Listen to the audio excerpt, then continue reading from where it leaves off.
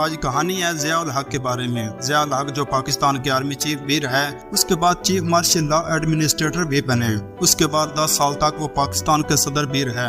کسی ایک آدمی کے پاس اتنی پاور کہ وہ 10 سال تک کئی پولیٹیشنز کو اپنی انگلی پر نچاتا رہا، اداروں کو مرضی کی طرح استعمال کرتا رہا۔ اس نے ذوالفقار علی بھٹو کی حکومت کا تختہ الٹا دیا اور اسے پھانسی کے پھندے تک لے گیا۔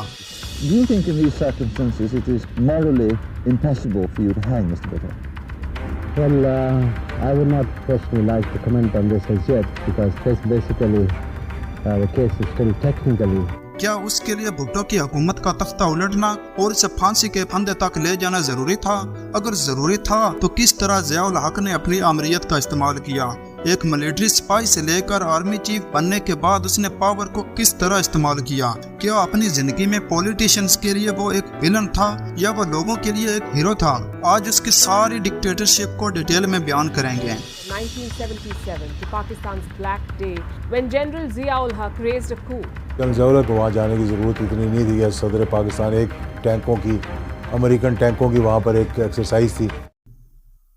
یہ کہانی شروع ہوتی ہے ضیاء الحق کے آرمی چیف سلیکٹ ہونے سے۔ جب ٹکا خان 26 فروری 1976 کو آرمی چیف کے عہدے سے ریٹائر ہوئے تو ان کے ریٹائر ہونے کے بعد فوج کو ایک نئے آرمی چیف کی ضرورت تھی۔ اس وقت کے پرائم منسٹر ذوالفقار علی بھٹو تھے، تو بھٹو کے سامنے آرمی چیف کی سلیکشن کے لیے 7 نام رکھے گئے۔ ان 7 ناموں میں ضیاء الحق کا نام بھی شامل تھا۔ ضیاء الحق باقی 7 لوگوں سے جونیئر تھا۔ اس سے پہلے 1975 میں بھٹو نے ضیاء الحق کو لیفٹیننٹ جنرل کے عہدے پر پرموٹ کیا تھا۔ اس کے بعد دوبارہ 1976 میں بھی آرمی چیف کی سلیکشن کے لیے ضیاء الحق کا نام بھی شامل کیا گیا۔ بھٹو نے ضیاء الحق کے بارے میں کافی زیادہ سوچ رکھا تھا۔ وہ ضیاء الحق کو آرمی چیف بنانا چاہتا تھا۔ اس کا خیال تھا کہ ایک آرائم برادری سے تعلق رکھنے والا کبھی میرے خلاف نہیں جائے گا، وہ کبھی میرے خلاف ہونے والی سازش کا حصہ نہیں بنے گا۔ یہ سوچ کر اس نے ضیاء الحق کو آرمی چیف بنا دیا۔ ایک مرتبہ ضیاء الحق نے قسم بھی کھائی تھی کہ وہ بھٹو سے ہمیشہ وفادار رہے گا، لیکن بعد میں بھٹو کے یہ تمام خیالات غلط ثابت ہوئے۔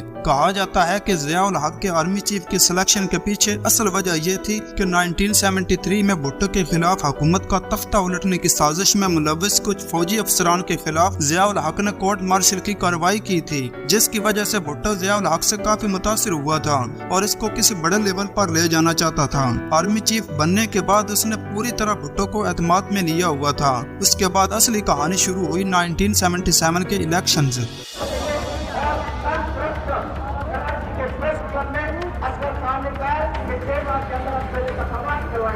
یہ الیکشن پاکستان کی تاریخ کے سب سے بڑے جنرل الیکشن تھے اور یہ الیکشن 1977 کے اکتوبر نومبر میں ہونے تھے، مگر اس سے پہلے ہی 7 جنوری 1977 کو بھٹو نے اعلان کیا کہ الیکشن اس سے پہلے ہی کرائے جائیں گے۔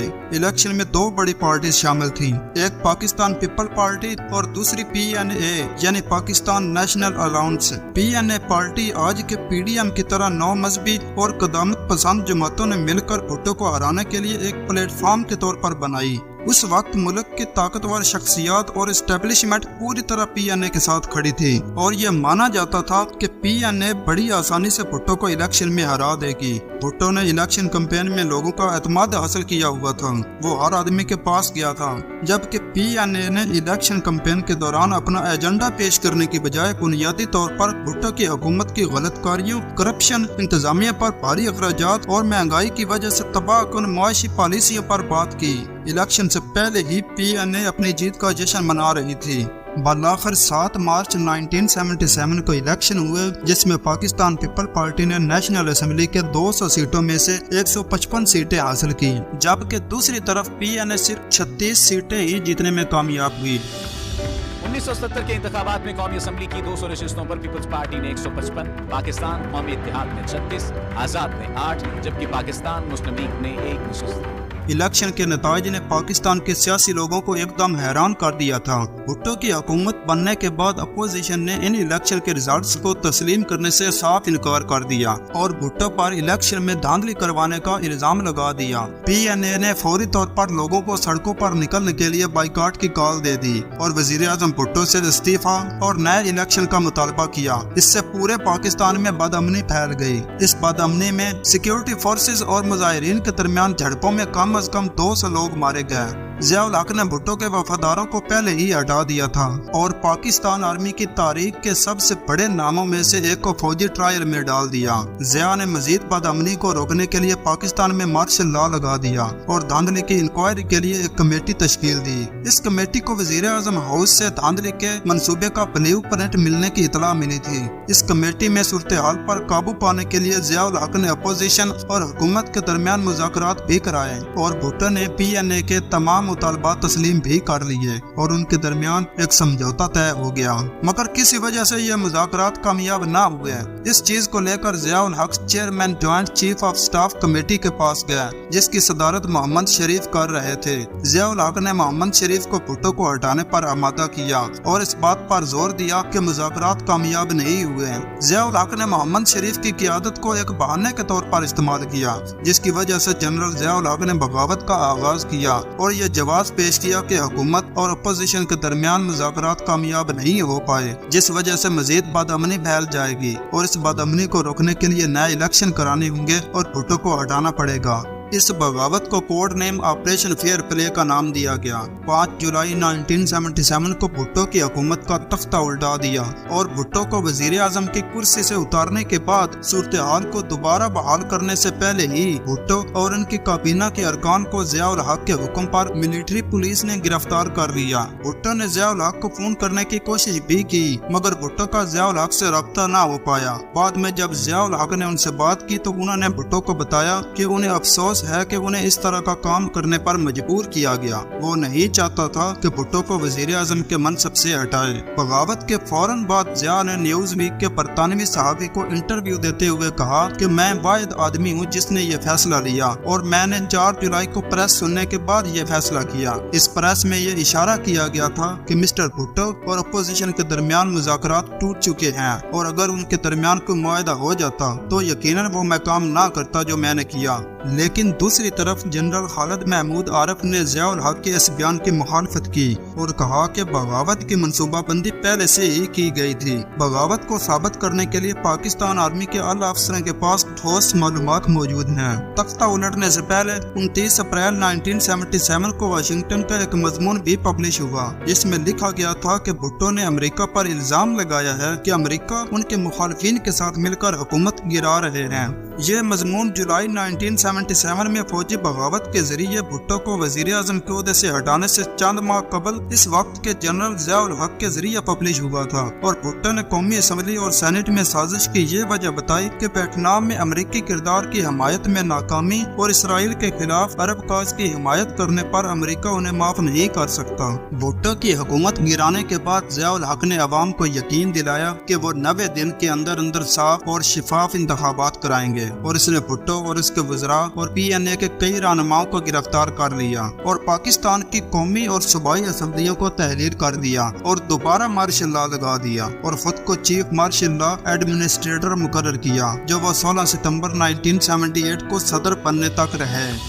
تو بھٹو کی حکومت ختم ہو چکی ہے، سارے ملک میں مارشل لا نافذ کر دیا گیا ہے، قومی اور صوبائی اسمبلیاں توڑ دی گئی ہیں، صوبائی گورنر اور وزیر ہٹا دیے گئے، البتہ آئین کو منسوخ نہیں کیا گیا، اس کے بعض حصوں پر عمل درآمد روک لیا گیا ہے۔ یہ سب چیزیں کرنے کے بعد ضیاء کو ملکی سالمیت اور خود مختاری کو یقینی بنانے کے لیے سویلین اداروں اور قانون سازوں پر اعتماد نہیں تھا، اس لیے 1977 میں ہونے والے الیکشن کو ملتوی کر دیا اور سیاستدانوں کے احتساب کا فیصلہ کیا اور کہا کہ ماضی میں بدعنوانی اور سیاسی رہنماؤں کی جانچ پڑتال کی جائے گی۔ ضیاء نے وعدہ کیا تھا کہ وہ 90 دنوں میں انتخابات کرائیں گے مگر وہ انتخابات کو ملتوی کرتے رہے اور کئی کانفرنسوں میں کھلے عام کہتے رہے کہ اگر بھٹو کی موجودگی میں انتخابات ہوئے تو ان کی پارٹی اقتدار میں نہیں آئے گی۔ اور دوسری طرف اپنی رہائی کے بعد بھٹو نے اپنے حامیوں کے ہجوم کے درمیان پورے ملک کا سفر کیا اور لوگوں کو اعتماد میں لینے کے لیے الیکشن کمپین کرتے رہے۔ एक दिन लोगों के दरमियान से ही भुट्टो को गिरफ्तार कर लिया गया और वजह ये बताई कि 3 सितंबर 1974 में अपोजिशन के रहनुमा अहमद रजा कसूरी के वालिद नवाब मोहम्मद अहमद खान कसूरी का कत्ल भुट्टो ने करवाया। इस कत्ल के पीछे मास्टरमाइंड भुट्टो था। इस वजह से भुट्टो को गिरफ्तार करना पड़ा। तो भुट्टो की अहलिया नुसरत भुट्टो ने अपने खावंद जुल्फकार अली भुट्टो को बचाने के लिए पाकिस्तान के आला वकला की टीम जमा की और भुट्टो को बाइज्जत बरी करवाने के लिए मुकदमा लड़ा। उनकी ये कोशिश करने से जज M.A. समदानी ने ठोस सबूत न होने की सूरत में भुट्टो को 10 दिन के बाद बाइज्जत बरी कर दिया, जिसके नतीजे में जस्टिस समदानी को फौरी तौर पर बेंच से हटा दिया गया। मगर 3 दिन बाद जिया ने इन्हीं इल्जामात की बुनियाद पर भुट्टो को दोबारा गिरफ्तार कर लिया। मगर इस बार जियाउल हक ने यह केस लाहौर हाई कोर्ट में पेश किया और लाहौर हाई कोर्ट के चीफ जस्टिस मौलवी मुश्ताक हुसैन ने इस केस की समाअत की। उनका ताल्लुक भी जिया के आबाई जिला जालंधर से ही था। 24 अक्टूबर 1977 को कार्रवाई का आगाज हुआ और फेडरल सिक्योरिटी फोर्सेस के डायरेक्टर जनरल मसूद महमूद ने भुट्टो के खिलाफ गवाही दे दी। अपनी गवाही में उसने दावा किया कि मुझे भुट्टो ने कसूरी के कत्ल का हुक्म दिया था और मेरे साथ 4 लोग और भी शामिल थे। इन गवाहों की बुनियाद पर 18 मार्च 1978 को भुट्टो को कत्ल का मुजरम करार दे दिया गया और उन्हें सजा मौत सुनाई गई। सजाए मौत सुनाने के बाद भुट्टो के हामियों ने बहुत ज्यादा अपीलें दायर की। इंटरनेशनल लेवल पर भी भुट्टो के हामियों ने भुट्टो की फांसी की मुखालफत की, मगर जियाउल हक ने तमाम मुखालफत और अपीलें मुस्तरद कर दी और फांसी के आर्डर को बरकरार रखा। बालाफर 14 अप्रैल 1979 में भुट्टो को फांसी पर लटका दिया गया। फांसी पर लटकाए जाने से पहले उसने आखिरी तकरीर की और उनके आखिरी अल्फाज ये थे कि ऐ रब मेरी मदद करो, मैं बेकसूर हूँ। भुट्टो का तख्ता उलटने के बाद फजल इलाही चौधरी के इस्तीफा देने पर 1978 में जियाउल हक ने खुद सदर की सीट संभाली और भुट्टो की मौत के बाद उसने पाकिस्तान के लिए एक सियासी निजाम को एक नए सिरे से तरतीब देने का काम किया। जिया का ख्याल था कि मजहबी रवायात को रोजमर्रा की जिंदगी के तमाम पहलुओं में पाकिस्तान के इदारों की रहनुमाई करनी चाहिए, पाकिस्तान में इस्लामी निजाम नाफिज करना चाहिए। इसके बाद दिसंबर 1979 में जब सोवियत यूनियन ने अफगानिस्तान पर हमला किया तब पाकिस्तान एक फ्रंट लाइन की हैसियत से सामने आया और जियाउल हक ने अफगान मुजाहिदीन की मदद की। पाकिस्तान ने कई मिलियन अफगानियों की मदद के लिए अपने दरवाजे खोल दिए। इस तरह जियाउल हक का अवाम पर एक मुस्बत इम्पैक्ट पड़ा और लोगों का एतमाद हासिल किया। इसके बाद जियाउल हक ने पाकिस्तान में इस्लामी कानून के मुताबिक मुजरमाना सजाओं का मुतालबा किया। उनके मुतालबे के मुताबिक पाकिस्तान में मुजरमों को इस्लामी असूलों के मुताबिक सजा दी जाएगी। जियाउल हक ने अपने इस इस्लामाइजेशन प्रोग्राम को 1984 में अवाम के रेफरेंडम के लिए पेश किया और इसे एतमाद के वोट से जोड़ा। इस इस्लामाइजेशन रेफरेंडम के तहत जियाउल हक ने एतमाद का वोट हासिल कर लिया था। फरवरी 1985 में जियाउल हक ने आम इंतखाबात कराने की मंजूरी दे दी। इस्लामाइजेशन के तहत जिया ने लोगों का एतमाद हासिल करने के बाद जुनेजो को इन इलेक्शंस में खड़ा किया और इसे प्राइम मिनिस्टर बनाया। मगर 3 साल हुकूमत करने के बाद 1988 के शुरू में ही वजीर आजम जुनेजो और जियाउल हक के दरमियान इख्तलाफात की अफवाहें फैलने लगी। जब जिया और जुनेजो के दरमियान इख्तलाफात बढ़ गए तब जियाउल हक ने मई 1988 को आइन के आर्टिकल 58(2) के तहत कौमी असम्बली को तहरीर कर दिया और वजीर आजम जुनेजो को वजीर आजम की कुर्सी से हटा दिया और उसको कुर्सी से हटाने की वजह यह बताई कि जुनेजो पाकिस्तान के मुआशी बहरान को कंट्रोल करने में नाकाम रहे। इस वजह से इन को कंट्रोल करने के लिए नए इलेक्शंस की जरूरत है। जिया ने जुनेजो की हुकूमत को बरतरफी के बाद अवाम से नए इंतखाबात कराने का फिर वादा किया। उन्होंने दोबारा कहा कि वो अगले 9 दिनों में इलेक्शन कराएंगे और उससे पहले 1986 में जुल्फकार अली भुट्टो की बेटी बेनजीर भुट्टो भी जलावतनी से वापस आई थी। उन्होंने भी इलेक्शन लड़ने का ऐलान किया। भुट्टो की मकबूलियत में इजाफा और अफगानिस्तान के सोवियत यूनियन के तनाज़े के बाद इंटरनेशनल इमदाद में कमी के साथ जिया तेजी से मुश्किल सियासी सूरत हाल में फंस चुके थे। जिया ने अभी इलेक्शन के लिए 9 दिन का टाइम दिया था, मगर इलेक्शन होने से पहले ही 17 अगस्त 1988 को जियाउल हक भावलपुर एयरपोर्ट से इस्लामाबाद के लिए हवाई जहाज पर रवाना हुए, मगर रास्ते में ही हवाई जहाज तबाह हो गया और इस हादसे में जियाउल हक की मौत हो गई। जिया की मौत पर इन्वेस्टिगेशन की गई, मगर वजह का कोई ठोस सबूत न मिला।